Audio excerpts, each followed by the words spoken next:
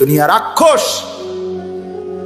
দুনিয়া রাক্ষস, একদিনও মনে রাখবে না। অনুগত সন্তানই মনে রাখবে না, আর নাফরমান মনে রাখবে কেন? আপনারা এটা বুঝেন না কেন? আপনার চোখের সামনে যেই ছেলেটা নামাজ পড়ে না, এ আপনার কি মনে রাখবে? আপনার যেই বেড়ি পর্দা করে না, এই বেড়ি আমনে মরলে আমনের দিকে ফিররা থুতু মারব না। এ বেড়ি আপনার মনে রাখবো কেন? আপনি কি সাজা, আপনি রঙিন একটা টেলিভিশন ঘরে রাইখা কবরে যাইতেছেন, আপনার বুঝি এরা মনে করব? আমার মনে আছে, আমি একবার আমার মসজিদে জুমার নামাজের পরে এক ঘরে খানা খাইতে গেছি। তো সামনের রুমে টেলিভিশন, ওইখানেই খানা খাইছি আমরা। তো বাহিরে বেসিন দিছে, আপনার ডেকোরেশনের বেসিন, অনেক লোক খাওয়াইছে আর কি। ওই বেসিনে গেছি হাত ধুইতাম আমরা হুজুররা। এই সময়টা এই রুমটা একটু খালি হয়েছে, অল্প দূরে লেগে, মানে হাত ধুইতাম গিয়ে আবার আইয়া বমু চা খাইতাম।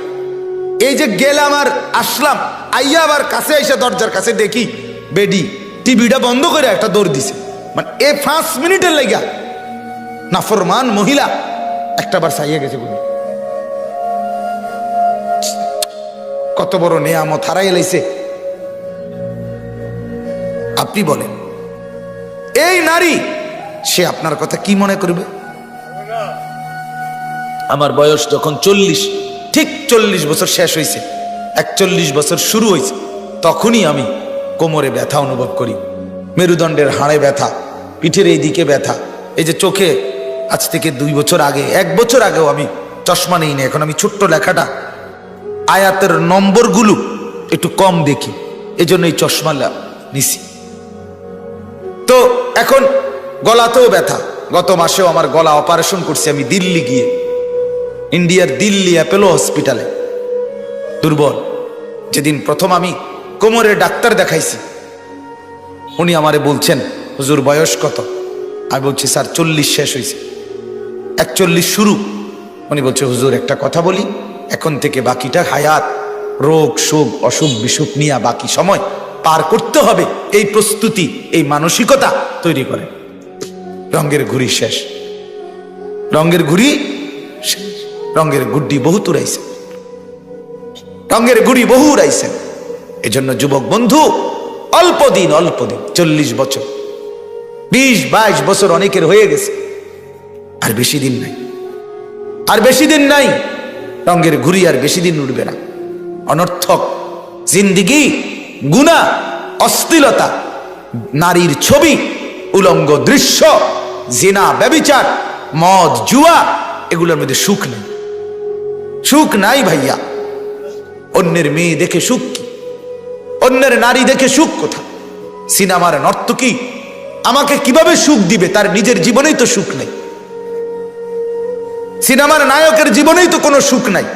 বছরে 6 বার, বছরে 2 বার বউ পাল্টায়, বেরিয়ে বছরে 2 বার 4 বার জামাই পাল্টায়।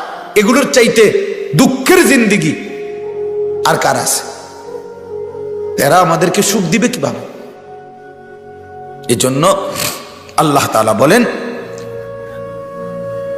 লিয়াকফুরু বিমা আতাইনাহুম ফাতামাত্তাউ। আল্লাহ বলে, বান্দা আমার সাথে শিরিক করে কেন? যেন আমার দেওয়া নেয়ামতকে অস্বীকার করতে পারে। বান্দা সবারকে থ্যাংক ইউ জানায়, বান্দা সবাইকে ধন্যবাদ জানায়, নার্সকেও 100 টাকা দেয়, তারপরে দারোয়ানকেও 100 টাকা দেয়, সবাই রে হেঁটে হেঁটে মিষ্টি খাওয়ায়। ছেলে হয়েছে আমার, আমার মেয়ে হয়েছে, সবাইকে খুশি করে দেয়, কিন্তু একটা সেজদা দিয়ে মালিককে খুশি করে না। আল্লাহকে বলতে মনে নাই, আল্লাহকে জানাইতে মনে নাই। সুস্থ হয়ে গেছে, ঝামেলা শেষ হয়ে গেছে, মুসিবত দূর হয়ে গেছে, বিপদ কেটে গেছে। আল্লাহ বলেন, এবার শুধু ভুলে গেছে আমাকে, মনে রাখছে বাকি দুনিয়ার সবাইকে। ঠিক কিনা বলেন? ফাসাউফা তা'লামুন। আল্লাহ বলে, ভোগ করো, অল্প কয়দিন, ও চিরেই টের পাবো। এরপরে আল্লাহ বলেন, আম আনজালনা আলাইহিম সুলতানান ফাহুয়া ইয়াতাকাল্লামু বিমা কানু বিহি ইউশরিকুন। আল্লাহ বলে, কথাটা খেয়াল করেন, আল্লাহ বলে, এই নাফরমান মানুষ, আমাকে যে ভুলে গেলা, আমার সাথে যে শিরিক করলা, আমাকে যে ত্যাগ করলা, আচ্ছা তুমি বলো আমাকে বাদ দিয়ে তোমার কাছে এমন কোন শক্তি, সামর্থ্যবান কোন ব্যক্তি, কোন সত্তা কেউ আসছে কিনা যে তোমাকে বলছে যে আল্লাহকে ভুলে যাও, আল্লাহ লাগবে না, আমি আল্লাহর কামটা করে দিমু, এমন কেউ পাইছুনি তুমি? তা আল্লাহ বলে তাহলে কেন শিরিক করছো? কথা বলেন না কেন? এই মুসিবত কি তুমি আবার পড়বে না? কথা বলেন না কেন? এই বিপদ কি তুমি আবার পড়তে পারো না? তাইলে ভুলে গেলা কেন? ভুলে গেলা কেন? আল্লাহ তাআলা বলেন এটা ফাহুয়া ইয়াতাকাল্লামু বিমা কানু বিহি ইউশরিকুন। আল্লাহ বলে জিজ্ঞেস করো, বলো আমি আল্লাহকে বাদ দিয়ে সুলতান, কোন শক্তি, কোন ব্যক্তিকে পেয়েছো কিনা যে তোমাকে আমি আল্লাহর সাথে শিরিক করতে বলছে যে আরে বাদ দাও, আমরা তো অনেক দুনিয়া, আরে দূর ইতার নেতা ফেতা থোবে না, এসব নেতা আমরা গণার ধরিনি, আমার তেরতে বড় নেতা আছে, আয় হইতে পারে, এটার যুক্তি থাকতে পারে, ঠিক আছে, উনার চাইতে বেশি শক্তি পাওয়ার আছে উনার কাছে, কিন্তু আল্লাহর সাথে বাদ দিয়া আর কেউ বলবে যে আমি আছি আল্লাহর সাথে মোকাবেলায়, অথবা আল্লাহ যেটা দেউই না এটা আমিই দিমু, এটা কি বলেন না? আছে কি কেউ? তাইলে আল্লাহকে কেন ভুলে যাওয়া? দুনিয়ার সবাইকেই তো ভোলা যায়, আল্লাহকে তো ভোলা উচিত না। উচিত ইনসাফ তো এটা বলে, বিবেক এটা বলে, এই চেয়ারম্যান খনিকের, এই মেম্বার খনিকের, এই এমপি খনিকের, এই নেতা খনিকের, এদেরকে আজকে আছে কালকে ভুলে যাওয়া যাবে, কিন্তু আল্লাহকে ভোলা কি সম্ভব? আল্লাহকে ছেড়ে দেওয়া কি উচিত? ফিকির করেন বাপ, ফিকির করেন, ফিকির করেন। এরপর আল্লাহ তাআলা আবার বলে দেখেন ওয়া ইদা আযাকনান নাসা রাহমাতান ফারিহু বিহা। আর অল্প একটু মনোযোগ দেন একটু। আল্লাহ বলেন এবার পুনরায়, আমি যখন আমার কোনো বান্দাকে দয়া, মায়া, তার চাওয়া মতো বস্তু রহমত দেই, ফারিহু বিহা, সে খুব খুশি হয়, সব খুব খুশি, যেটা চাইছি সেটা পাইছি, যত টাকা টার্গেট করছি এত টাকা লাভ হইছে, যেভাবে ইচ্ছে করছিলাম এভাবেই হইছে।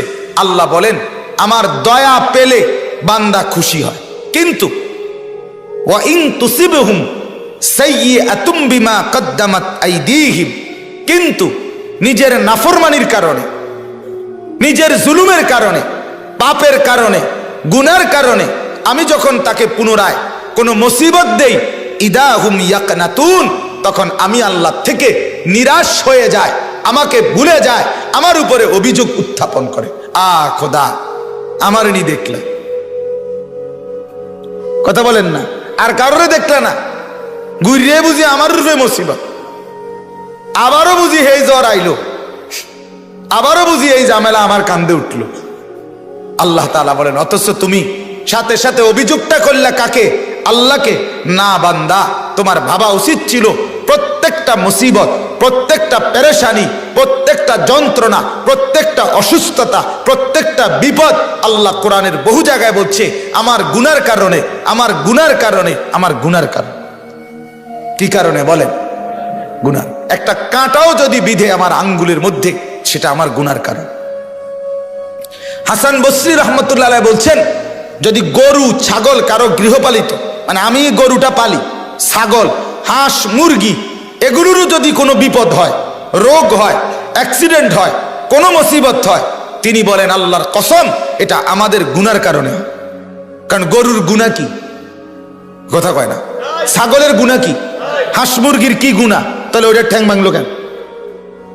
ওটার এই পেরেশানি হইলো কেন? তিনি বলেন এটা আমাদের গুনার কারণ, আমার গুনাহ। তাহলে আমার গুনায় আমিও কষ্ট পাই, আমার গুনায় আল্লাহর মাখলুকও কষ্ট পায়। এই যে বন্যা হয়, ঘূর্ণিঝড় হয়, জলোচ্ছ্বাস হয়, টর্নেডো হয়, প্রচন্ড শীত ইত্যাদি যে কোনো কারণে আমাদের উপরে যেই মুসিবত আসে, এগুলো এই গরু, ছাগল, হাঁস, মুরগি, এরপরে জঙ্গলের বাঘ, ভাল্লুক, এগো গুনার কারণে, এগো অপরাধের কারণে। কার কারণে? আমার গুনার কারণ, আমার গুনার কারণ, আমার গুনার কারণে গোটা মাখলুক কষ্ট পায়। এজন্য হাদিসের মধ্যে আছে যখন কোনো নাফরমান মৃত্যুবরণ করে, জমিন আল্লাহ তাআলার কাছে তখন বলে রব্বুল আলামিন, আজ আমি মাটি থেকে তোমার এক নাফরমান বিদায় নিল, মাওলা তোমার শুকর, আজাই রইলাম।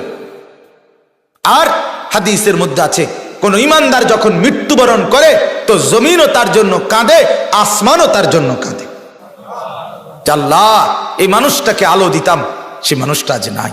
মাওলা, এই বান্দাটা আমার উপরে চলে ফজরের নামাজে যেত, আজ তো সে নাই, আজ তো সে নাই। হাদিসে আছে, যখনই বান্দা গুনাহ করে তো মাটি বলে, আল্লাহ ওরে উল্টায় দেই, তোমার নাফরমান। ফেরেশতা বলে, আল্লাহ ওরে ঘাড় মটকায় দেই, তোমার নাফরমান।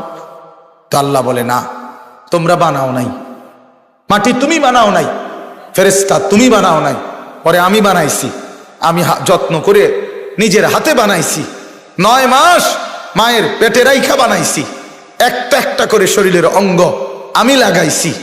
আমি আল্লাহ চাচ্ছি আমার বান্দা হাতে গড়া আমি কেমনে ভাঙ্গিয়া ফেলি। একটা কামার মাটির একটা পাতিল বানাইলেও তো কুমার, সে নিজের হাতে সেই মাটির পাতিল ভাঙবে না। আমার বানানো বান্দা আমি কেমনে ভাঙ্গা ফেলবো, ধ্বংস করব। আমি অপেক্ষা করি, দেখি না আমার বান্দা তওবা করে কিনা, ফিরে আসে কিনা। যদি কোনোদিন ফিরে আসে আমি মাফ করে দেব। রাত গভীরে আসলে রাতেই মাফ, দিনে আসলে দিনেই মাফ। শুক্রবার শনিবার নাই, সরকারি ছুটি নাই, কোনো বিশ্রাম অবসর নাই, রাত নাই দিন নাই, অন্ধকার নাই আলো নাই। বান্দা আসবে যখন মাফ করে দেবই, তখনই মাফ করে দেব।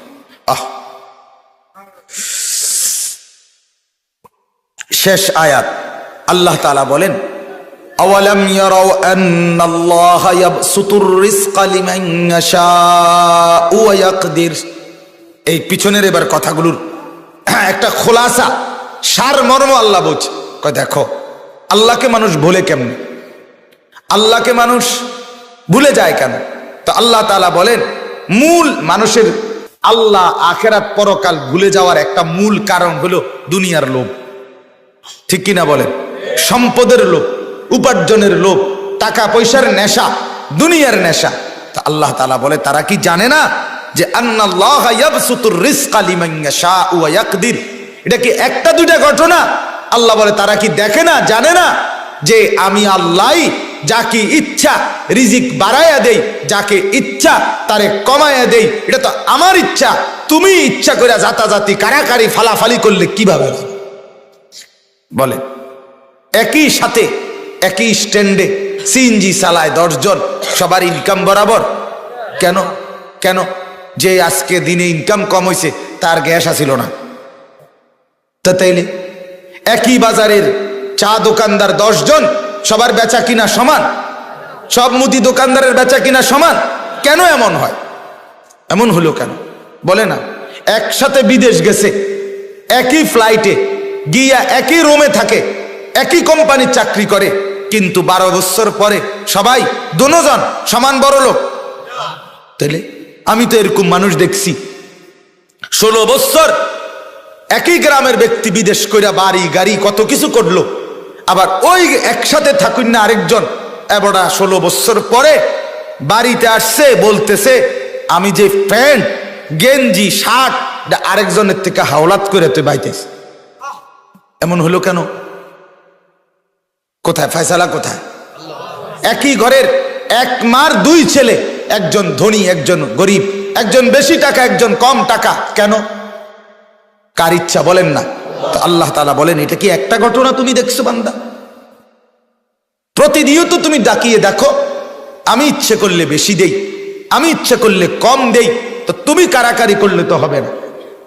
বুজুর্গরা উদাহরণ দেয়, মনে করেন মসজিদের ছাদে 1000 লিটারের একটা টাঙ্কি পানির, নিচে 5টা ট্যাপ দিয়া মানুষ ওযু করে।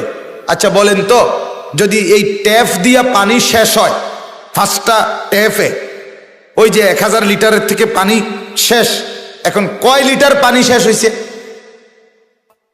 কথা বলেন না? 1000 লিটার। কারণ টাঙ্কির পানি কদ্দুর, মুসল্লি বাইরে গেছে। এখন মসজিদ কমিটি আরো 5টা ট্যাপ ওজুর সুবিধার্থে বাড়াইয়া দিছে। অন ট্যাপ হয়েছে কয়টা? 10টা। এখন পানি শেষ হয়েছে, আবার এখন কয় লিটার শেষ হয়েছে? কি লেগে 1000 লিটার হবে? ট্যাপ না বাড়াইলো? কথা বলেন না আপনারা বুঝা কন ট্যাপ বাড়াইছে কিনা? তো তাহলে এখন 1000 লিটার হবে কেন?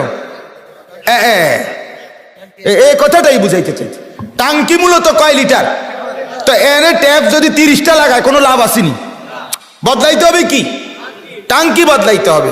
ঠিক রিজিক যেটা যার জন্য বরাদ্দ, আল্লাহর কসম এটা আল্লাহ তাআলা বরাদ্দ করে ফেলছেন।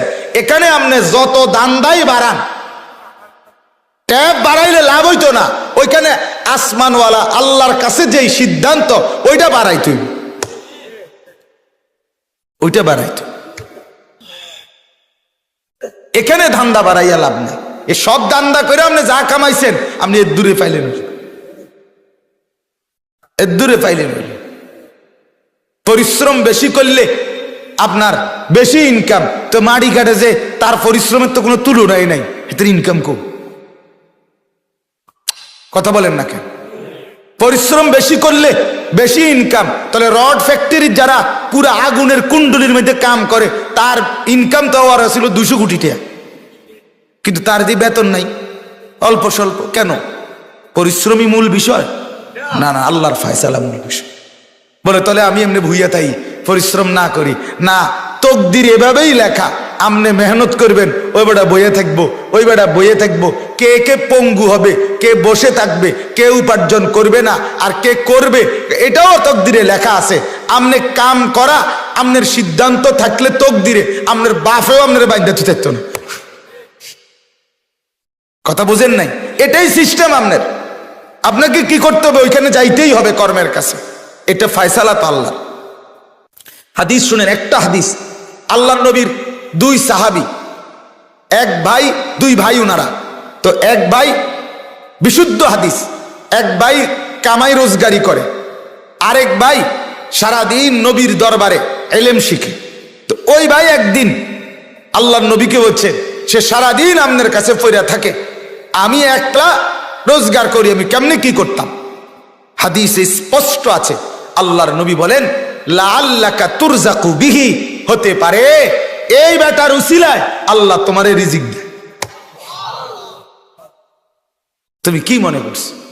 হাদিসের মধ্যে আছে, নবীজি বলছেন তুরজাকুনা ওয়া তুনসারুনা বিদুআফাইকুম, আল্লাহ তাআলা রিজিক দেয়, সাহায্য করে তোমাদের মধ্যে যারা দুর্বল তাদের উপরে ভিত্তি করে, তাদের দিকে চাইয়া, তাদের দিকে চাই, তাদের দিকে চাই। এজন্য পঙ্গু, এতিম, অসহায়, প্যারালাইজড, বিধবা, দরিদ্র, মিসকিন, ফকির আল্লাহ তাআলা তাদের উপরে রহম কইরা আমাদের রিজিক দেন। অতএব আল্লাহ তাআলা বলেন, বান্দা এটা মেনে নাও, বুঝে নাও। তুমি জানো না এটা? আমি যাকে ইচ্ছা বেশি দেই রিজিক, যাকে ইচ্ছা কম দেই।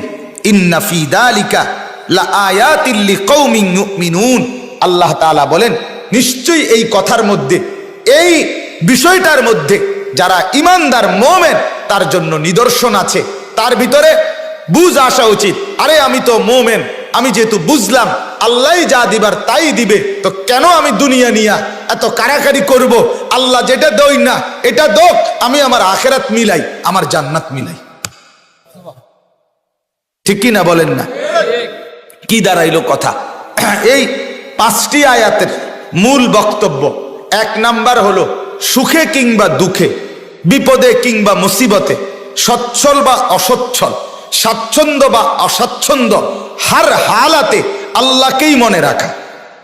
কথা বলেন, কাকে মনে রাখা? বলেন না। পেলেও কাকে, না পেলেও কাকে? হ্যাঁ, বুজুর্গানে দ্বীন বলেন, আল্লাহ আমার দায়িত্ব শুধু আপনার ঘরের দুয়ার রহমতের দরজা নাড়ানো, খুলবেন না না খুলবেন এটা আমনের ইচ্ছা, কিন্তু আমি আমনের দুয়ার না নাড়াইলে আমার আর কোনো দরজা নাই। কাজে আমার কাম আমি করে যাই, আপনি খুললেও পারেন না খুললেও পারেন, এটা আমনের ইচ্ছা। বলেন, আল্লাহকে বাদ দিয়ে আমার আছে কি? কথা বলেন না। তা আপনি এখানে রাগ করে আরেকখানে কই যাবেন? যাবেন কোথাও, যাওয়ার সুযোগ আছে কি? এই জন্য বাপ, এই কথাটা প্রথম সবক, আল্লাহর সাথে শিরিক না করা, আল্লাহকে ভুলে না যাও। আল্লাহ তাআলা ছাড়বে না বাপ, ছাড়বে না। আজকে রঙের দুনিয়ায় নাফরমানি করে টিকবেন অল্প কয়দিন। সুখে থাকলেও কবরে যাবেন, দুঃখে থাকলেও কবরে যাবেন, হাসতে হাসতেও কবরে যাইতে হবে, কাঁদতে কাঁদতেও কবরে যাইতে হবে। অভাবে আর অনটনে থাকেন, তিনিও কবরে যাবেন। লক্ষ কোটি কোটি টাকার মালিক, তিনিও কবরে যাবেন। আমার পরিচিত এক ঘনিষ্ঠ মানুষ কিছুদিন আগে ইন্তেকাল করছে। উনি ঢাকা শহরে যেই ডুপ্লেক্স বাড়ি ওনার, সে বাড়িটাই বানাইতে ওনার খরচ গেছিল 4.5 কোটি টাকা। একতলা বাড়ি করতেই 4.5 কোটি টাকা খরচ করে বাড়ি করছে। হাজার হাজার কোটি কোটি টাকার মালিক, একটা প্রাইভেট ব্যাংকের ভাইস চেয়ারম্যান, কোটি কোটি টাকার মালিক। ইন্তেকালের পরে হসপিটালে, পরের দিন দুপুরবেলা গ্রামের বাড়িতে জানাজা হবে ওনার। সন্তানরা আপনার এই রাতটার জন্য হসপিটাল থেকে লাশটা বাড়িতে বাসায় আনে নাই, ওই হসপিটালেই রাইখা দিছে। পরের দিন ওইখান থেকেই অ্যাম্বুলেন্স দিয়া যেখানে জানাজা ওইখানে নিয়ে গেছে, এরপরে জানাজা দিয়ে দিছে। দুনিয়া, এর নাম কি? দুনিয়া ধোকা, দুনিয়া ধোকা। দুনিয়া বড় স্বার্থপর, দুনিয়া পাষাণ, দুনিয়া রাক্ষস, দুনিয়া রাক্ষস। একদিনও মনে রাখবে না, অনুগত সন্তানই মনে রাখবে না, আর নাফরমান মনে রাখবে কেন? আপনারা এটা বুঝেন না কেন? আপনার চোখের সামনে যেই ছেলেটা নামাজ পড়ে না, এ আপনার কি মনে রাখবে কেন? আপনার যেই বেডি পর্দা করে না, এই বেডি আমনে মরলে আমনের দিকে ফিররা থুতু মারবো না, এ বেডি আপনার মনে রাখবো কেন? আপনি কি সাজা, আপনি রঙিন একটা টেলিভিশন ঘরে রাইখা কবরে যাইতেছেন, আপনার বুঝি এরা মনে করবো? আমার মনে আছে, আমি একবার আমার মসজিদে জুমার নামাজের পরে এক ঘরে খানা খাইতে গেছি। তো সামনের রুমে টেলিভিশন, ওইখানেই খানা খাইছি আমরা। তো বাহিরে বেসিন দিছে, আপনার ডেকোরেশনের বেসিন, অনেক লোক খাওয়াইছে আর কি।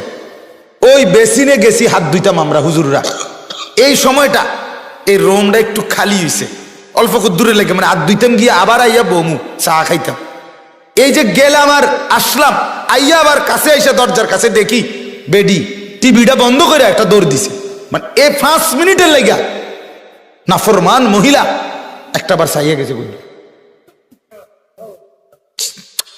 কত বড় নেয়ামত হারাই লাইছে।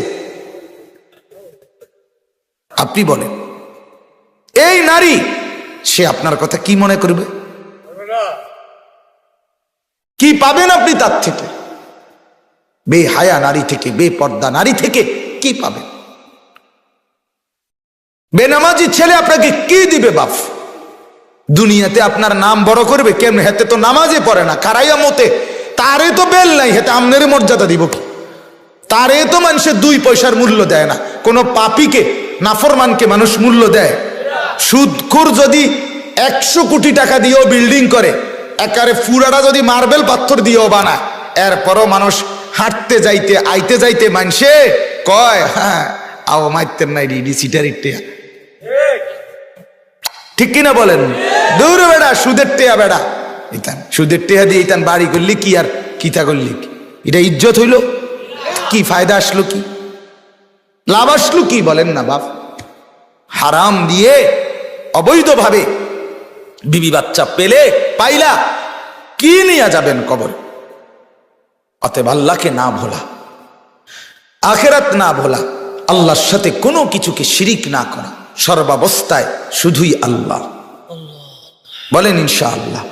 5 ওয়াক্ত নামাজ পড়েন, হালাল উপার্জন করেন, হালালের মাধ্যমে যতটুকু পারেন স্ত্রী সন্তানের প্রয়োজন অদ্দুরি পূরণ করে যান।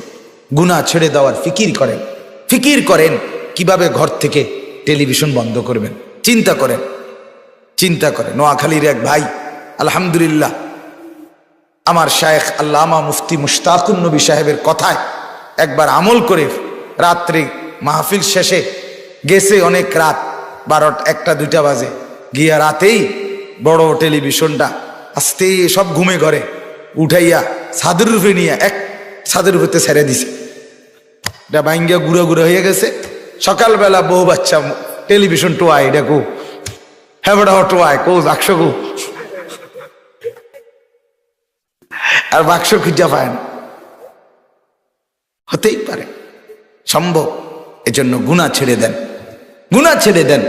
আল্লাহ তাআলা আমাদের প্রত্যেককে তৌফিক দান করেন, কবুল করেন, আমিন। আমরা যেন ইবাদতের উপরে অভ্যস্ত হই, শিরিক মুক্ত যেন ঈমান গড়ি, আল্লাহর উপরেই যেন আস্থা রাখি, নামাজ রোজা বন্দিগি যেন আমরা পালন করি। আল্লাহ তৌফিক দেন, কবুল করেন, আমিন।